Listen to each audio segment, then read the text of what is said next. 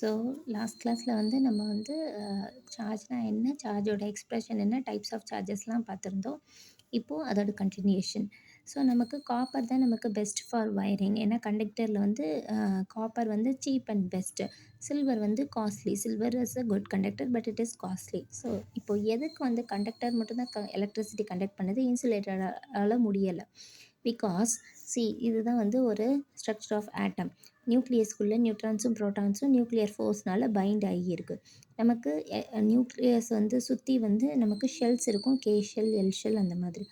Outer most செல்லில் இருக்க free electrons தான் நமக்கு வந்து is responsible for the electric current. So இந்த ஃப்ரீ எலக்ட்ரான்ஸ் வந்து மெட்டல்ஸில் வந்து அதிகமாக இருக்கும். அதனால தான் மெட்டல்ஸ் வந்து கண்டக்டர். ஸோ இந்த ஃப்ரீ எலக்ட்ரான்ஸ் தான் நமக்கு வந்து மூவ் ஆகி நமக்கு கரண்ட் ப்ரொடியூஸ் ஆகும். This free electrons are responsible for the electric current. These free electrons are maximum in metals. So metals are considered as a conductor and only conductors conduct current. So last செல்லில் தான் நமக்கு electrons வந்து ஃப்ரீயாக move ஆகும். இப்போது electric கரண்ட்டாக என்னென்னு தெரிஞ்சிச்சு. கண்டக்டர் கண்டக்ட் பண்ணுது எலக்ட்ரிசிட்டியை, நமக்கு அதுவும் தெரியும். இப்போது எலக்ட்ரிக் கரண்ட்டோட எக்ஸ்ப்ரெஷன் என்ன? What is the simple capital I. Expression என்ன, அதோட டெஃபினிஷன் என்ன? Rate of flow of electric charges தான் நமக்கு electric current. So I is equal to Q divided by T. நமக்கு கியூன்றது தான் total number of charge flowing per unit time is called electric current. Rate of flow of charge, rate means per unit time. ரேட்னாலே per unit time divided by டைம்னு அர்த்தம். Rate of flow of charges, so Q divided by time, அதுதான் electric current. So கரண்ட்டோட SI unit என்ன? Ampere. சார்ஜோட SI unit என்ன? Coulomb. டைமோட SI unit second. So ampere அப்படின்றது வந்து கூலும் பெர் செகண்ட். ஆம்பியர்ன்றது வந்து கூலும் பெர் செகண்ட். ஸோ ஒரு எலக்ட்ரானில் வந்து இப்போ வந்து எவ்வளோ நம்பர் ஆஃப் சார்ஜஸ் இருக்குது? ஒரு எலக்ட்ரானில் வந்து 1.6 × 10⁻−19 கூலும் சார்ஜஸ் இருக்குது.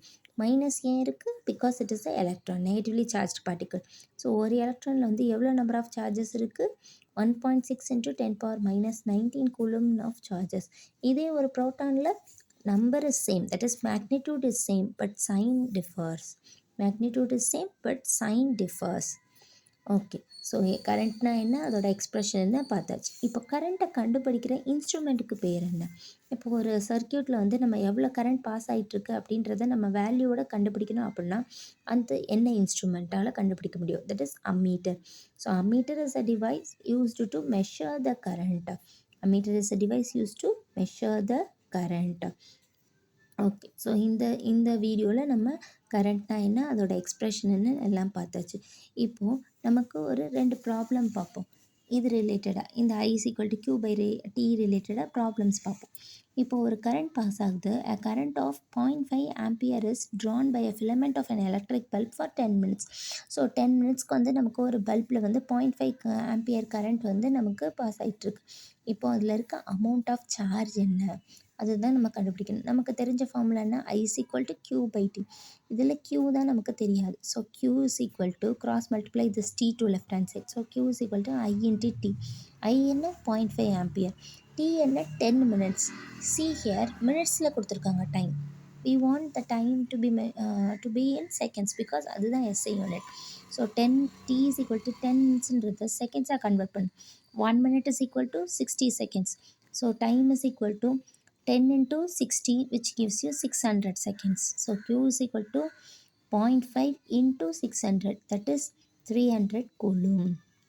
300 coulomb. எப்போவுமே ஒரு ப்ராப்ளம் எழுதுனா அதோட யூனிட்டை கண்டிப்பாக மென்ஷன் பண்ணணும்.